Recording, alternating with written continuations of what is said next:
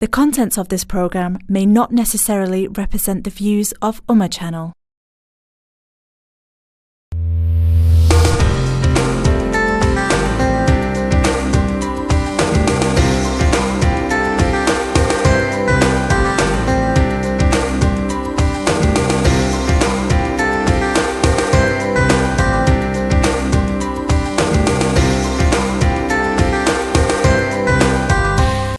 अस्सलामु अलैकुम वरहमतुल्लाहि ताला वबरकातुहु।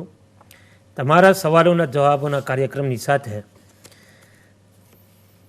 આજે આપણે વાત કરી રહ્યા છે તમારા ઘણા બધા અલગ અલગ સવાલોની પર આપણી સાથે ફોન પર મોજૂદ છે દિલાવર હુસૈન બોલ્ટનથી।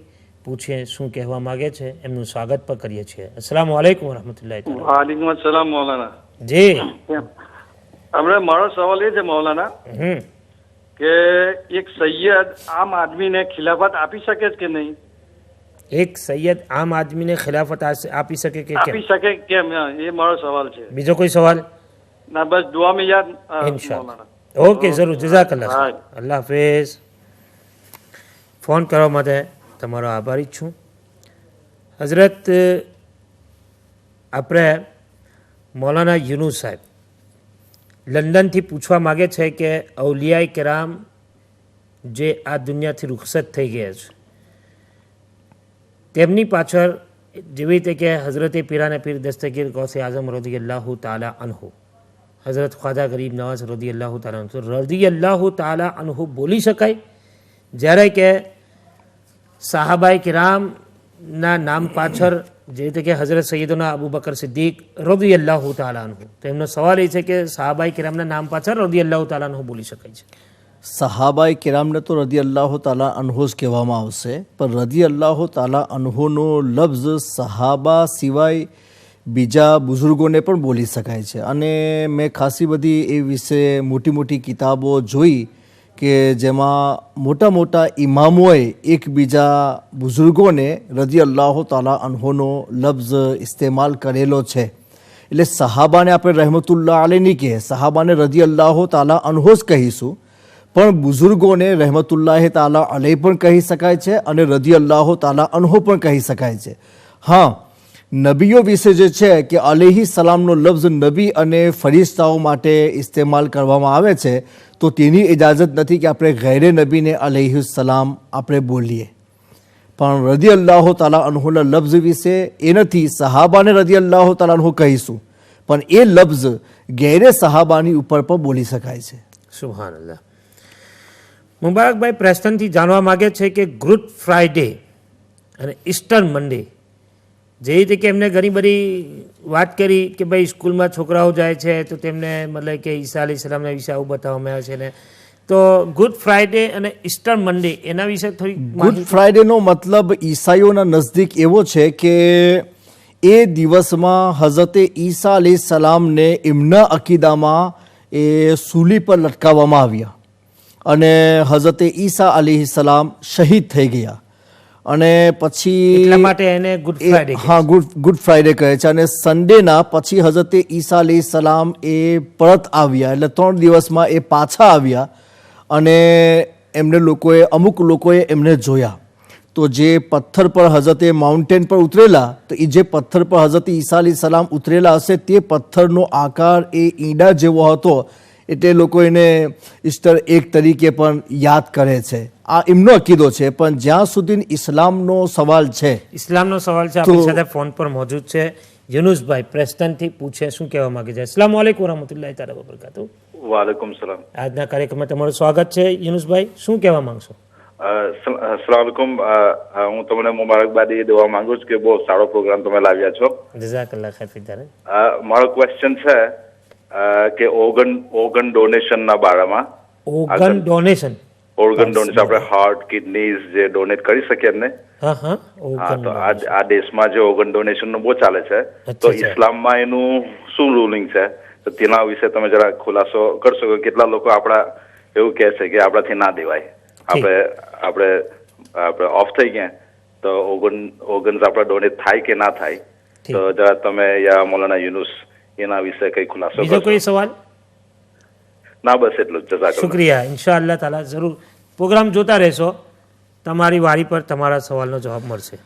હા, તો ઇસ્લામમાં આપણો અકીદો એ છે જે કુરાન શરીફે આપણને આપેલો છે કે મા કતલુહુ યકીનન બર રફાહુલ્લાહુ ઇલૈહ, કે હઝરત ઈસા અલી સલામને યકીનની સાથે કોઈ કતલ નથી કર્યા, એમને અલ્લાહ તાલાએ ઉપર ઉઠાવી લીધેલા છે. તો કુરાન શરીફની આયત અને બીજી જગ્યા પર એ જ આયતના આગળ એ કે વમા કતલુહુ વમા સલબુહુ વલાકિન શુબ્બિહ લહુ, કે હઝરત ઈસા અલી સલામને કતલ પણ કરવામાં નથી આવ્યા, એમને સૂલી પર લટકાવવામાં પણ નથી આવ્યા, પણ એમના જેવી એક શક્કલ બનાવી દેવામાં આવી હતી. તો તેના વિશે આપણા મુફસ્સીરોએ લખેલું છે. હઝરતે અબ્દુલ્લા બિન અબ્બાસ રદિયલ્લાહુ તાઆલા અન્હુએ આ વાક્યો નકલ કરેલો છે. તો એ ફરમાવે છે કે તત્યાનુસ કરીને એક ઈસાઈ હતો કે જે મુનાફિક હતો, કે એમ યહૂદીઓની સાથે રહેતો હતો અને એમ હઝરત ઈસા અલી સલામને કહેતો હતો કે હું તમારી પર ઈમાન લાવેલો છું. તો તેણે યહૂદીઓ સાથે સંબંધ જોડવીને હઝરત ઈસા અલી સલામને કત્લનો પ્લાન બનાવ્યો, અને એ ખાલી માત્ર 30 દિરહમમાં, કે તું હઝરત ઈસા અલી સલામને કતલ કરશે તને 30 દિરહમ આપવામાં આવશે. તો એ લોકો રાત્રે જઈને હઝરત ઈસા અલી સલામના રૂમને એમને ઘેરી લીધો, અને એ તત્યાનુસ એ રૂમની અંદર ગયો હઝરત ઈસા અલી સલામને શહીદ કરવા માટે. તો અલ્લાહ તાલાએ હઝરત ઈસા અલી સલામને આસમાન પર ઉઠાવી લીધા, અને એ તત્યાનુસ જે મુનાફિક હતો તેની શક્લ અલ્લાહ તાલાએ હઝરત ઈસા અલી સલામની બનાવી. એટલે ચહેરો હઝરત ઈસા અલી સલામ, બાકી બોડી એની જ. એ લોકો એ બહાર ના નીકળ્યો એટલે એ લોકો અંદર ગયા. બહારવાળા જે સાથે આવેલા કે ભાઈ આપણો ફ્રેન્ડ ક્યાં છે, તો એને ના મળ્યો, પણ હઝરત ઈસા અલી સલામ જેવી એક શક્કલ મળી. તો એ કહેવામાં લાગ્યો કે હું તમારો ફ્રેન્ડ છું. આ લોકો એને પકડીને મારવા લાગ્યા. તો કીધું કે ના, હું તમારો ફ્રેન્ડ છું, કે તું જૂઠું બોલે છે, તારો ચહેરો તો હઝરત ઈસા અલી સલામ જેવો છે. એ પ્રમાણે પછી એને સૂલી પર લટકાવવામાં આવ્યો, અને એ સૂલી પર મરી ગયો, અને હઝરત ઈસા અલી સલામને આસમાન પર ઉઠાવી લેવામાં આવ્યા છે, જે કુરાનનો અકીદો છે. એટલે મુસલમાનોએ એ સલેબવાળો અને ક્રોસવાળો અકીદો ના રાખવો જોઈએ. મુસલમાનોની પર જરૂરી છે કે કુરાન શરીફ એ જ કહેવા માગે છે કે હઝરત ઈસા અલી સલામ હયાત છે, એમને મોત આવી નથી, અને એ કયામતના નજીકમાં દુનિયામાં તશરીફ લાવશે. 40 વર્ષો અહીંયા રહેશે, ત્યાર પછી એમને દુનિયામાં મોત આવશે, અને પછી રસૂલ પાક સલ્લલ્લાહુ અલૈહિ વસલ્લમની સાથે એમને દફન પર કરવામાં આવશે. સુભાનઅલ્લાહ, માશાઅલ્લાહ. તો ઘણો સારો અને સુંદર અને માહિતવાર જવાબ હઝરતે ઇનાયત ફરમાવ્યો. મને આશા છે કે દરેક પેરેન્ટ્સ પોતાની ઔલાદને જે પ્રમાણે હઝરતે તાલીમ આપી તે પ્રમાણે પોતાની ઔલાદને હઝરત ઈસા અલૈહિસ્સલામના વિશે માહિતી આપશે અને છોકરાઓને બ્રેન વોશ થવાથી બચાવશે. હઝરત સલીમભાઈ બોલ્ટનથી પૂછવા માગે છે કે મોએ મુબારક જે ઘરમાં હોય, શું તે ઘરવાળાએ મોએ મુબારક એટલે કે બાલ મુબારકની ઝિયારત દર વર્ષે કરાવવી જ પડે? જરૂરતમાં નથી, પણ તબરુકન એની ઝિયારત કરવી જોઈએ, અને એના માટે મહિનો પણ કંઈ ખાસ નથી. જ્યારે લોકોને તમન્ના હોય ત્યારે એની ઝિયારત કરી શકે છે. પણ આપણા ત્યાં એવું કે ભાઈ, મેં તમને આગળ પણ બતાવ્યું હતું કે કોઈના ઘરમાં હોય અને પછી આપણે કહીએ કે ભાઈ જ્યારે ઝિયારત કરવી હોય તો પેલો આવશે કે મારે કરવી, પેલો આવશે કે મારે કરવી, તો પછી ઘરવાળાઓ તકલીફમાં મુકાઈ જાય. જે રાખતો હોય, લુક આફ્ટર કરતો હોય, તે તકલીફમાં મુકાઈ જાય. એટલા રાખે આપણે લોકોએ રિવાજ બનાવ્યો છે ભાઈ રબીઉલ અવ્વલ શરીફ રસૂલે પાક સલ્લલ્લાહુ મિલાદનો મહિનો છે, તો એ મિલાદના મોકાસર આપણને વધારે રસૂલે પાકની યાદ આવે તો આપણે તે મહિનામાં ઝિયારત કરાવીએ. ઝિયારત કરાવવી જરૂર નથી અને કરવી પણ જરૂરી નથી. આપણે જે કંઈ કરીએ છીએ એ માત્ર બરકત પ્રાપ્ત કરવા માટે કરીએ છીએ, અને એવું કરવું જોઈએ. સુભાનઅલ્લાહ. આપણી સાથે ઝુબેદા બહેન પ્રેસ્ટનથી છે, પૂછીએ શું કહેવા માંગે છે. અસ્સલામુ અલૈકુમ વરહમતુલ્લાહિ તાલા વબરકાતુહ. વાલેકુમ સલામ. જી ઝુબેદા બેન, આજના કાર્યક્રમમાં તમારું સ્વાગત છે. શું સવાલ છે તમારી પાસે? I just wanted to ask that can you actually give blood donation within, is it permissible in Islam? ઠીક, ઇન્શાઅલ્લાહ તાલા તમારા જે પ્રમાણે સવાલ છે એ પ્રમાણે સવાલ આગળ યુનુસભાઈ પ્રેસ્ટનથી પણ પૂછેલો છે, જરૂર તમારા સવાલનો જવાબ મળશે. Thank you very much for callers. તો હવે હઝરત બીજો એક સવાલ દિલાવર હુસૈન બોલ્ટનથી પૂછવા માગે છે કે કોઈ સૈયદ સાહેબે આમ આદમીને ખિલાફત આપી હોય તો એ ખિલાફત આપી શકે છે?